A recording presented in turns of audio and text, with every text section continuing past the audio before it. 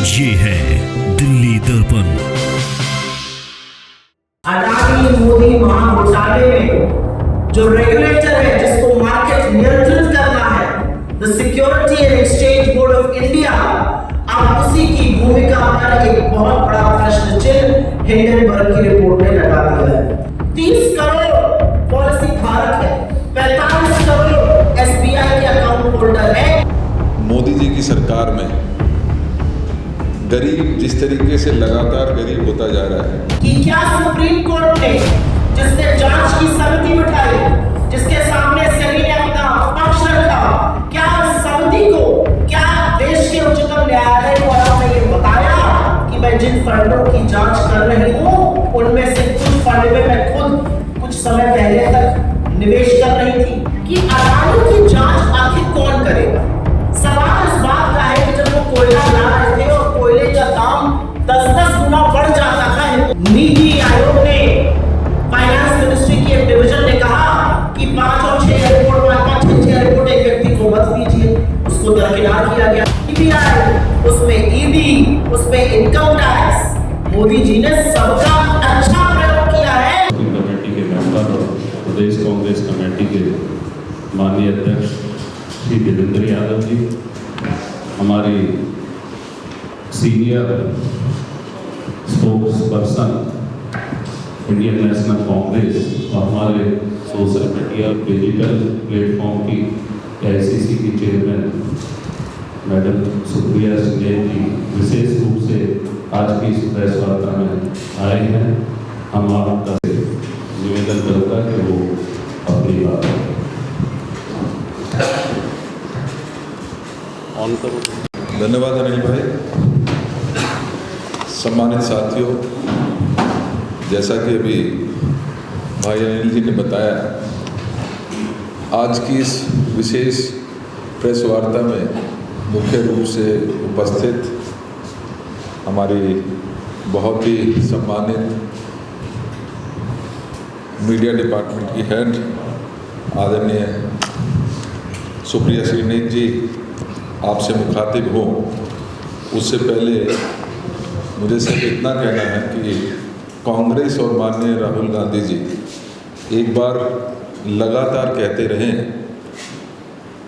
कि मोदी जी की सरकार में गरीब जिस तरीके से लगातार गरीब होता जा रहा है और कुछ चंद व्यापारी निरंतर उनकी अमीरी बढ़ती जा रही है और देश में जिस तरीके बड़ी खाई अमीर और गरीब के बीच में बनती जा रही है, उसकी चिंता माननीय राहुल गांधी जी अक्सर अपने वक्तव्य में, अपनी बातों में करते रहे हैं। जैसा आप जानते हैं कि हिंडनबर्ग की जो रिपोर्ट अभी हाल फिलहाल जारी हुई, उसमें वो नेक्सस बिल्कुल सामने खुलकर सामने आ गया है और अब मैं नहीं समझता कोई ऐसी बात दबी या छिपी रह गई है कि जिन लोगों को देश की सुरक्षा, देश की संपत्ति की सुरक्षा, देश के जान माल की सुरक्षा के लिए चुनकर भेजा था, आज कहीं ना कहीं वही इन सब में संलिप्त नज़र आते हैं। आप जानते हैं कि जिस तरीके की सेबी की भूमिका के बारे में हिंडनबर्ग रिपोर्ट में स्पष्ट कहा गया है, सेबी जो एक न्यूट्रल एजेंसी होनी चाहिए, जिसका कर्तव्य था, वो जब पार्टी बन जाए तो कहते हैं कि जिसको सुरक्षा और रक्षा में रखा, अगर वही भेड़िया बन के उस माल को खाना शुरू कर दे तो कोई चीज़ बचती नहीं है। तो मैं तो क्योंकि आज सिर्फ आपसे इतना ही कहना चाहता था, डिटेल में आदरणीय सुप्रिया जी हम सबको बताएंगी किस तरीके से इस रिपोर्ट में क्या क्या चीज़ें सामने आई हैं, क्या क्या हमारी कांग्रेस पार्टी की डिमांड है। लेकिन निश्चित ही हम ये ज़रूर चाहेंगे कि इसकी एक स्वतंत्र जो जांच निश्चित ही होनी चाहिए और इसके ऊपर पूरे देश में हम कल धरना प्रदर्शन भी करने जा रहे हैं।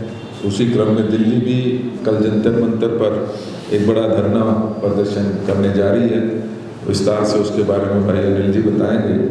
तो मैं आप सबका बहुत बहुत धन्यवाद करता हूँ और आमंत्रित करता हूँ आदरणीय सुप्रिया श्रीनिधि जी को। धन्यवाद।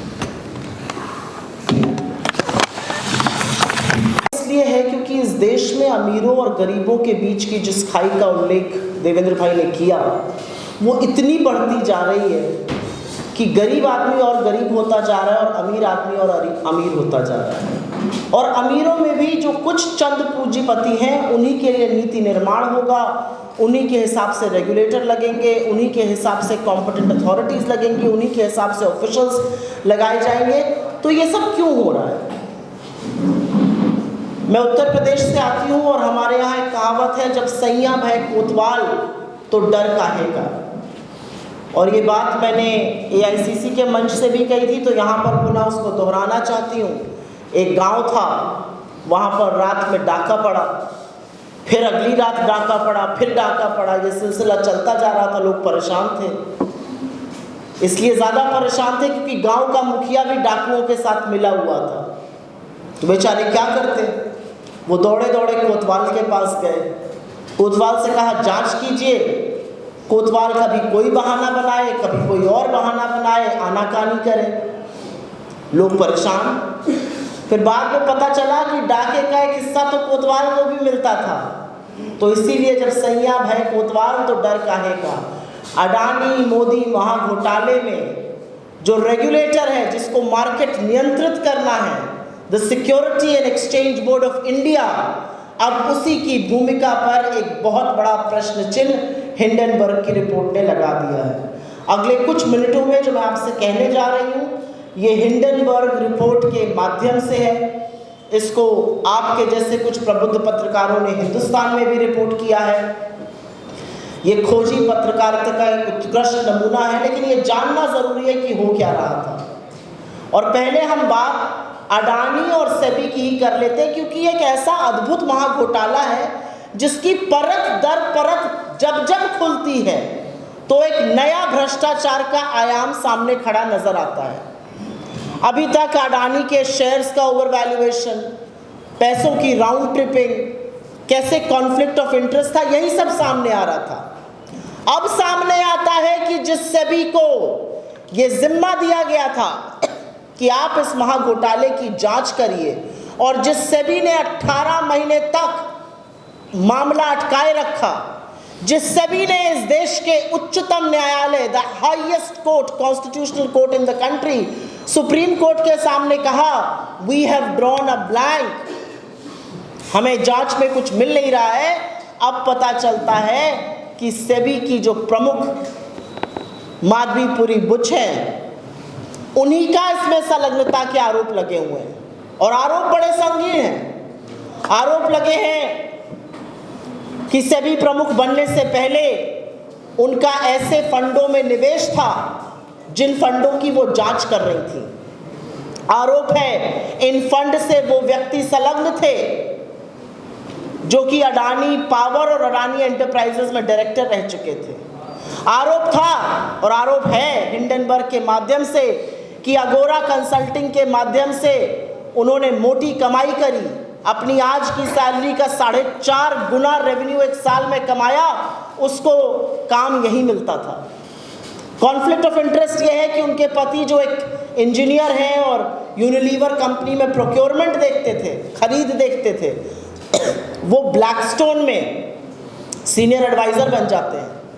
माधवीपुरी बुच जी रीट्स का प्रमोशन करती हैं, म्यूचुअल फंड की तरह ये रियल एस्टेट इन्वेस्टमेंट ट्रस्ट होता है, और बाद में पता चलता है उनके हस्बैंड इसी में एडवाइजर हैं। तो कॉन्फ्लिक्ट ऑफ इंटरेस्ट इतना लंबा है कि जिस फंड में निवेश किया उसी फंड से गौतम अडानी के भाई विनोद अडानी का संबंध भी था। तो सवाल ये स्वतः उठेगा कि क्या ऐसे में सेबी प्रमुख माधवीपुरी बुच को इस जांच से अपने आप को अलग कर लेना चाहिए था? Should she have recused herself? पहला सवाल यह है। और दूसरा बड़ा सवाल यह है कि क्या सुप्रीम कोर्ट ने, जिसने जांच की समिति बिठाई, जिसके सामने सेबी ने अपना पक्ष रखा, क्या उस समिति को, क्या देश के उच्चतम न्यायालय को आपने ये बताया कि मैं जिन फंडों की जांच कर रही हूं उनमें से कुछ फंड में मैं खुद कुछ समय पहले तक निवेश कर रही थी, फिर मैंने अपने पति को ट्रांसफर कर दिए वो फंड? क्या ये बातें बताई गई? क्या ये बातें बताई गई कि 2017 से 2022 तक मेरी संलग्नता कंसल्टिंग फर्म में भी रही? ये कॉन्फ्लिक्ट ऑफ इंटरेस्ट था। और अगर ये बातें नहीं बताई गई तो इस देश के उच्चतम न्यायालय को अंधेरे में रखने का अधिकार इस देश के सिक्योरिटी एंड एक्सचेंज बोर्ड को किसने दिया? और सरकार क्यों चुप है? आप रेगुलेटर अपॉइंट करते हैं, regulator is found with her hand in the cookie jar, और आप चुप रहिए और इस अडानी महाघोटाले की परत दर परत खुलती जाएगी। और अब मैं उल्लेख आपका फिर से अडानी महाघोटाले से जरूर कराना चाहती हूँ, क्योंकि अडानी जी को फायदा पहुंचाने के लिए कोई कसर नहीं छोड़ी गई है। उसमें सीबीआई, उसमें ईडी, उसमें इनकम टैक्स, मोदी जी ने सबका अच्छा प्रयोग किया है कि अडानी जी चकाचक इस देश के सबसे अमीर आदमी बन जाएं। और बड़े एक सुनियोजित तरीके से किया जा रहा है। मैं 5-6 चीजों का उल्लेख कर देती हूँ। जून 2017 में एनडीटीवी पर छापा पड़ता है, प्रणय रॉय पर छापा पड़ता है। 6 मार्च 2023 को अडानी जी एनडीटीवी के मालिक बन जाते हैं। दिसंबर 2020 में सीसीआई की टीम एसीसी और अंबुजा सीमेंट के दफ्तर पर छापा मारती है। सितंबर 2022 में अडानी समूह अंबुजा सीमेंट को अधिग्रहित करके अब देश की दूसरी सबसे बड़ी सीमेंट कंपनी बन जाती है। ईडी मुंबई एयरपोर्ट में रेड्डीज जीवीके समूह पर छापा मारती है, उनको नोटिस भेजती है। 2020 में 2021 में मुंबई एयरपोर्ट अडानी एयरपोर्ट बन जाता है। आयकर अधिकारी नोएडा में क्विंट के दफ्तर पर छापा मारते हैं 2018 में, और 2023 में 5 साल के अंदर अडानी 48 करोड़ रुपए में क्विंट का बिजनेस खरीद लेते हैं, जो मीडिया कंपनी है। नेल्लोर कृष्णापट्टनम पोर्ट में आयकर अधिकारी की छापेमारी होती है 2018 में, और 2020 में अडानी पोर्ट्स और एसईजेड कृष्णापट्टनम का अधिग्रहण कर लेता है। अल्ट्राटेक सीमेंट, जो कुमार मंगलम बिरला की कंपनी है, और इंडिया सीमेंट्स का अधिग्रहण करने में अडानी को पीछे छोड़ दिया 27 जून 2024 में। 8 साल की जांच के बाद अब सीबीआई ने आदित्य बिरला समूह को हिंडाल्को पर भ्रष्टाचार का मामला दर्ज कर लिया। तो या तो आप डराकर, धमकाकर, ईडी, सीबीआई, इनकम टैक्स की छापे मरवाकर वो स्थानांतरण करा रहे हैं, कौड़ियों के दाम पर बिजनेस बेचे जा रहे हैं अडानी जी को, या अगर किसी ने उनसे बेटर सौदा करके बिजनेस खरीद लिया जिस रेस में अडानी जी भी थे, तो अब आपके पीछे सीबीआई, ईडी, इनकम टैक्स पड़ जाएगी। क्योंकि आगे के लिए अगर अडानी जी ने किसी पर नजर डाली है तो खबरदार, उस बिजनेस की तरफ आपने आंख उठाकर भी देखा। यह संदेश नरेंद्र मोदी इस देश के अधिकांश कारोबारियों को देना चाह रहे हैं, और यह दुरुपयोग है। आप सिर्फ ईडी, सीबीआई, इनकम टैक्स विपक्ष के खिलाफ नहीं, अपने खिलाफ हर उठती आवाज की मुखालफत में नहीं, उनके मुखालफत में भी खड़ा करते हैं जहां अडानी जी को बिजनेस से खतरा है। एसबीआई और एलआईसी सरकारी संस्थान, इन्होंने कैसे इन्वेस्ट किया, ये सारी बातें सार्वजनिक रूप से हैं। लेकिन इन्होंने अडानी के कॉपर प्लांट का, नवी मुंबई में एयरपोर्ट का और यूपी में एक्सप्रेसवे का सारा ऋण इन्होंने दिया। एफपीओ में इन्होंने खरीद इसलिए करी क्योंकि अडानी के पास इन्वेस्टर्स नहीं आ रहे थे। ये सरकारी कंपनियां हैं, किसकी जवाबदेही है? 30 करोड़ पॉलिसी धारक है, 45 करोड़ एसबीआई के अकाउंट होल्डर हैं। इनकी जवाबदेही गौतम अडानी की है या नरेंद्र मोदी की है? क्योंकि सरकार इसमें मेजॉरिटी शेयर होल्डर है। सारी की सारी विदेश नीति अडानी जी के लिए बन रही है भाई। सैया भाई कोतवाल तो डर काहे का, तुझे जो है पसंद वही बात करेंगे। श्रीलंका गए तो श्रीलंका में पोर्ट टर्मिनल में गवर्नमेंट टू गवर्नमेंट सौदा बताने लगे, वो अडानी जी को मिल जाता है। श्रीलंका में ऊर्जा का सौदा था, वहां के मंत्री ने ऑन रिकॉर्ड कहा कि मेरे ऊपर प्रेशर था कि वो अडानी ग्रुप को दिया जाए। बांग्लादेश गए, वहां पर अडानी को बिजनेस मिल गया। अब कानून बदलकर जो बांग्लादेश को बिजली की आपूर्ति के लिए झारखंड में बिजली पैदा की जा रही थी, वो अब इंडिया में भी बेची जाएगी। हर कानून सिर्फ अडानी जी के लिए बदला जाएगा। इजराइल गए, अडानी जी को बिजनेस वहां का लेकर चले आए, वहां का पोर्ट अब अडानी जी संभालेंगे। क्यों? बाकी देश के कारोबारी क्या करेंगे, सरकारी कंपनियां क्या करेंगी, बाकी प्राइवेट कंपनियां क्या करेंगी। तो पूरी तरह से जो फॉरेन इन्वेस्टमेंट है, जो फॉरेन नीति है हमारी, जो फॉरेन पॉलिसी है, जो डिप्लोमेसी है, वो अडानी जी को बिजनेस दिलाने में है। और कागज उठाकर देख लीजिए, या तो वो मोदी जी के साथ गए, उनको धंधा मिला, या मोदी जी गए वापस आए, अडानी जी गए, उनको धंधा मिल गया। तो मोदी जी क्या विदेश की यात्राएं अडानी जी को धंधा दिलाने के लिए करते हैं? एक ये भी सवाल है। एक सवाल यह है कि मनी लॉन्ड्रिंग की बहुत बड़ी बड़ी बातें आई थी, बहुत हस्तांतरण हुआ, बहुत बातें आई कि नीति आयोग ने, फाइनेंस मिनिस्ट्री की एक डिवीजन ने कहा कि 5 और 6 एयरपोर्ट, 5-5, 6-6 एयरपोर्ट एक व्यक्ति को मत दीजिए, उसको दरकिनार किया गया, एयरपोर्ट दे दिए गए। कहा गया पोर्ट मत दीजिए, सरकार के कुछ अंगों ने इसकी मुखालिफत की, जी नहीं, अडानी जी को पसंद आ गए, सारे पोर्ट उनको दिए जाएंगे। तो सवाल आज इस बात का है कि अडानी की जांच आखिर कौन करेगा। सवाल इस बात का है कि जब वो कोयला ला रहे थे और कोयले का दाम 10-10 गुना बढ़ जाता था हिंदुस्तान पहुंचते पहुंचते, और सरकार को चूना लगाया जा रहा था, और जब DRI ने ये चोरी पकड़ ली तो DRI, directorate of revenue intelligence, के हाथ किसने बांधे और किसने मना किया? किसने बोला अपनी जांच पर बैठे रहिए, ये आपका काम नहीं है? आज सवाल इस बात का भी है। राजस्व को घाटा हुआ। राजस्व क्या है? ये हमारा आपका टैक्स पेयर्स का पैसा है। जो 2 रुपए की चीज थी वो 20 रुपए में बेची जा रही थी, लेकिन मोदी सरकार को कोई फर्क नहीं पड़ रहा था। तो अब सवाल इस बात का है कि अडानी की जांच कौन करेगा। अडानी महाघोटाले में जो शेयर मार्केट की जांच थी वो सेबी को करनी थी। सेबी की कलई हिंडनबर्ग की रिपोर्ट ने खोल दी है। माधवीपुरी बुच ने ये माना है कि हाँ मेरा निवेश था। तो अगर आपका निवेश था तो आपने ये खुलासा सुप्रीम कोर्ट में क्यों नहीं किया? DRI ने रिपोर्ट में कहा है कि हाँ पैसा बढ़ाकर लिया जा रहा था, सरकार को चूना लगाया जा रहा था, उसका क्या दंड मिल रहा है अडानी जी को? राउंड ट्रिपिंग के जो चार्जेस थे उसकी जांच कौन कर रहा है? सेबी ये कहकर तो हाथ से पलड़ा नहीं झाड़ सकती कि we have drawn a blank. तो आज सवाल इस बात का है कि प्रधानमंत्री कब तक चुप रहेंगे? प्रधानमंत्री अडानी को कब तक बचाएंगे? प्रधानमंत्री कब तक खैर मनाएंगे? सवाल इस बात का है। सवाल इस बात का है कि इतने जबरदस्त कॉन्फ्लिक्ट ऑफ इंटरेस्ट के बाद माधवीपुरी बुच का अभी तक इस्तीफा क्यों नहीं लिया गया? सवाल इस बात का है कि कल को अगर निवेशकों को नुकसान होगा तो उसकी भरपाई कौन करेगा? उसका जिम्मेदार माधवीपुरी बुच होंगी, सरकार होगी, मोदी जी होंगे, या गौतम अडानी होंगे? और एक सबसे बड़ी बात यह है कि क्या सुप्रीम कोर्ट को इस मामले में जो तथ्य सामने आ रहे हैं उसको देखते हुए उसके मद्देनजर स्वतः संज्ञान नहीं लेना चाहिए?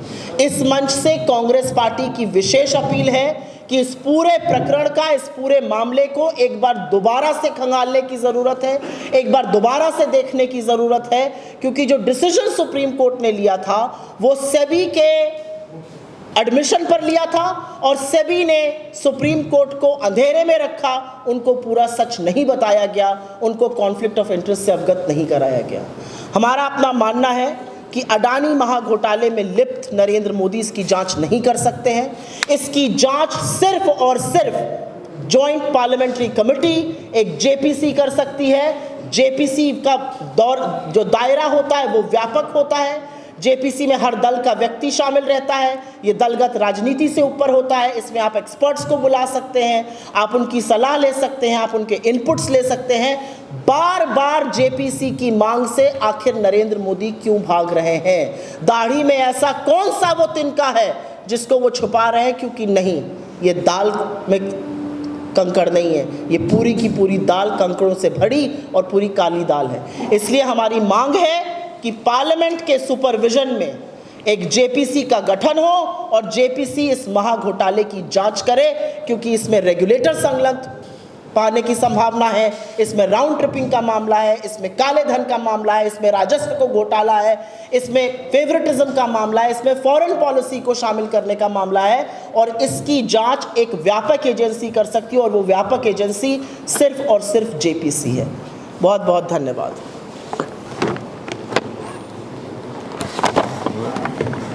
सभी सम्मानित पत्रकार साथियों के समक्ष बहुत विस्तार से मैडम सुप्रिया सिनेज जी ने हिंडनबर्ग रिपोर्ट पर आधारित जो खुलासा था किस तरह से भ्रष्टाचार है, कहाँ किस तरह का आपस में साझेदारी भागीदारी है, उसको एक्सपोज किया।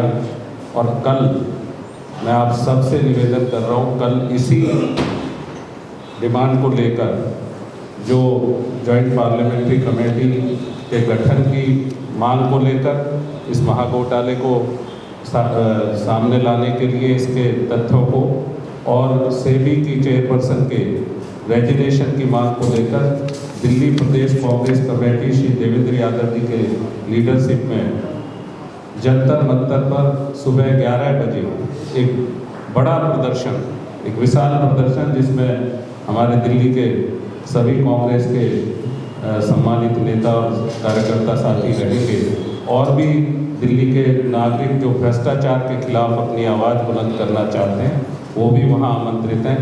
तो आप सबसे मेरी एक निवेदन है कि कल इसको कवर करने के लिए भी अपना समय दीजिएगा और इस प्रेस वार्ता में आपका धन्यवाद करते हुए मैं आप सबसे विशेष निवेदन कर रहा हूँ कि ग्राउंड फ्लोर पर लंच की व्यवस्था। किसी के सवाल नहीं है? कोई सवाल मैं एक आपके लंच की व्यवस्था है, उसमें आप 1-to-1 और 10 जो भी आप लीडरशिप के साथ करना चाहें वो करें।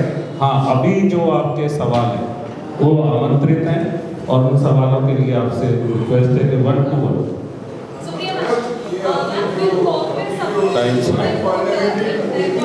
एक व्यक्ति पूछे तो मैं जरूर जवाब दूंगी, दोनों लोगों का जवाब देके जाऊंगी। जी बोलिए।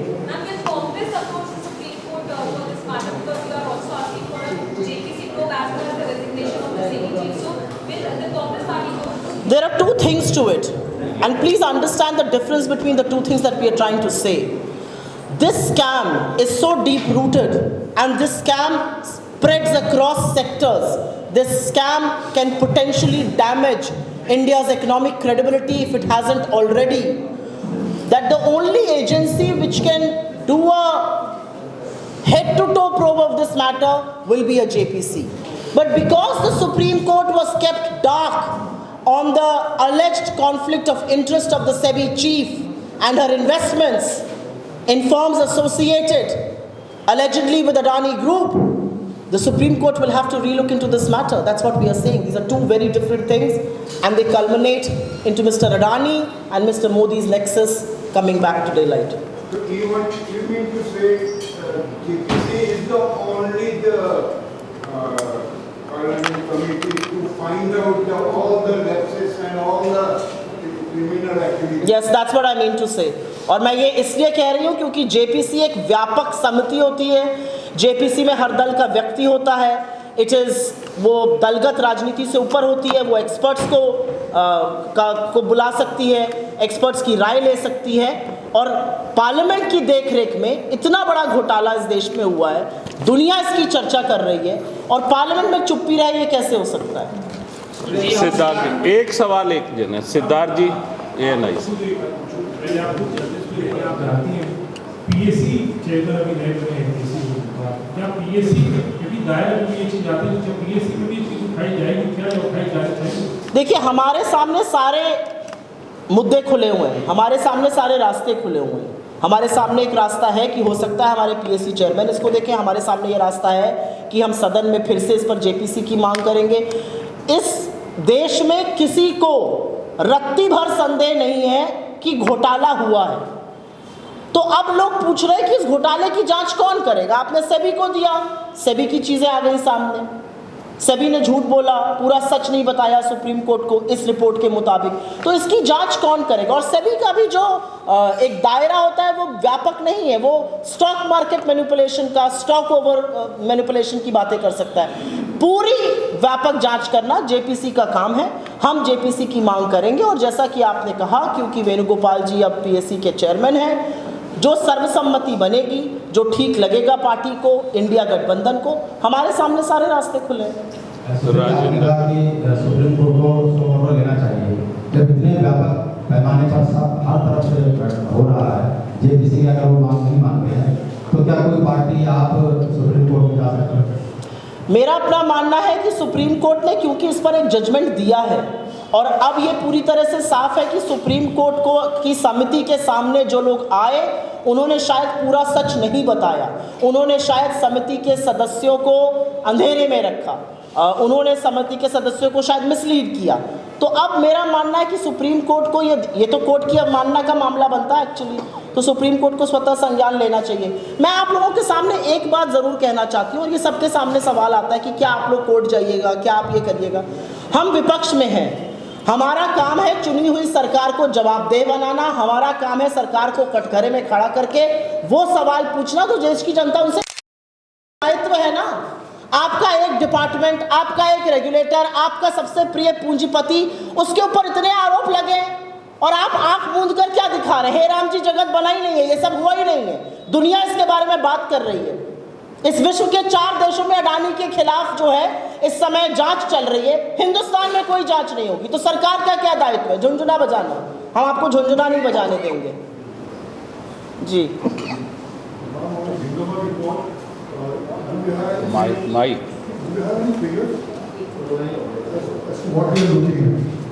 No, I think the Hindenburg report has quoted multiple figures. The Hindenburg report has quoted figures of Adani's stock manipulation. The Hindenburg report points us in that one direction. 20,000 crore किसके हैं वो उसी रिपोर्ट से आया है। The fact that investments were made into a certain firm, वो figure भी वहाँ से है। जो भी सोर्स ऑफ हमारा कोटेशन ऑफ फिगर्स है वो उस रिपोर्ट में है, और अगर आप उस रिपोर्ट को ध्यान से पढ़ेंगे तो वो रिपोर्ट कागज़ों के साथ है, दस्तावेज़ों के साथ है, वो ज़बानी जमा खर्च पर रिपोर्ट नहीं बनी है। नहीं, let me just go around, this time I will come to you for supplement. बस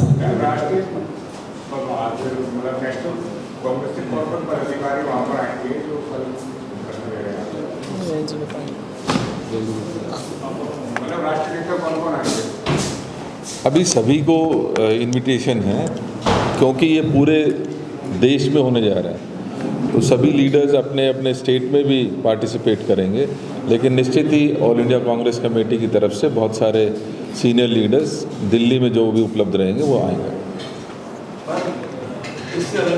जी। सुप्रीम कोर्ट के फैसले के खिलाफ कई SC/ST संगठनों द्वारा भारत बंद बुलाया गया है, तो भारत बंद को लेकर कांग्रेस का क्या स्टैंड है? हमारा हर चीज को लेकर एक स्टैंड है कि इस देश का सबसे पवित्र टेक्स्ट ये कॉन्स्टिट्यूशन ऑफ इंडिया है, और इसको इतर रखकर अगर सरकार कोई काम करेगी तो हम सरकार का पुरजोर विरोध करेंगे। फिर वो लैटरल एंट्री हो जिसने आरक्षण को ताक पे रख दिया, फिर वो 69,000 शिक्षकों की भर्ती हो उत्तर प्रदेश में जिसने आरक्षण की अवमानना करी, हम उसकी खिलाफत में खड़े उसकी मुखालफत करते आपको दिखेंगे, क्योंकि इस देश में दलितों, आदिवासियों, पिछड़ों, वंचितों, शोषितों का हक मारने का काम लगातार नरेंद्र मोदी और RSS कर रहे हैं, और हम ऐसा नहीं होने देंगे। और ऐसी स्थिति क्यों बनती है? आपने मुझसे भारत बंद पे सवाल पूछा, ऐसी स्थिति क्यों बनती है कि लोगों के हक का हनन होता है और उनको जमीन पर सड़क पर उतर के अपना हक मांगना पड़ रहा है? क्यों ये विभाजन किया जा रहा है देश में? क्यों सरकार पुरजोर तरीके से जातिगत जनगणना की बात नहीं करती है? अपने ऑफिशियल हैंडल से भारतीय जनता पार्टी जातिगत जनगणना का विरोध करती है। मैं आज इस मंच से पूछती हूं कि क्या JP नड्डा और नरेंद्र मोदी इस बात का जवाब देंगे कि आप जातिगत जनगणना के खिलाफ हैं या उसकी मुखालफत करते हैं? जो भी व्यक्ति इस मांग को उठा रहा है हमारा साथ उसके साथ है, लेकिन सवाल इस बात का है सरकार का क्या मत है? सरकार ये स्थिति क्यों आने दे रही है? और सरकार के कुछ घटक दल ये जो मीठा मीठा इसका विरोध कर रहे हैं, नहीं चलेगा। या तो खुलकर विरोध करिए, संविधान के खिलाफ जो काम हो रहा है, आरक्षण के खिलाफ जो काम हो रहा है, इधर उधर की बातें मत करिए। बस हो गया। एक सवाल किसान नेता राकेश टिकैत थे, उन्होंने एक बड़ा बयान दिया है और उन्होंने कहा कि पिछली बार किसानों का ट्रैक्टर लाल किले की तरफ चला गया था, अगर 25 लाख किसान उस दिन संसद चला गया होता तो उसी दिन बांग्लादेश हो जाता भारत में, और अगली बार अगर नहीं, मुझे नहीं लगता। मुझे लगता है कि इस देश में लोकतंत्र की जड़ें बहुत मजबूत है। इस देश के लोकतंत्र को कांग्रेस ने शहादत से सींचा है, तो इस देश में लोकतांत्रिक व्यवस्थाओं में हिंसा की, अराजकता की लेश मात्र भी जगह नहीं है। धन्यवाद। लेटेस्ट खबरों के लिए सब्सक्राइब करें हमारा YouTube चैनल या फिर लॉग ऑन करें www.delhidarpantv.com। खबरों की कवरेज और विज्ञापनों के लिए संपर्क करें इस नंबर पर।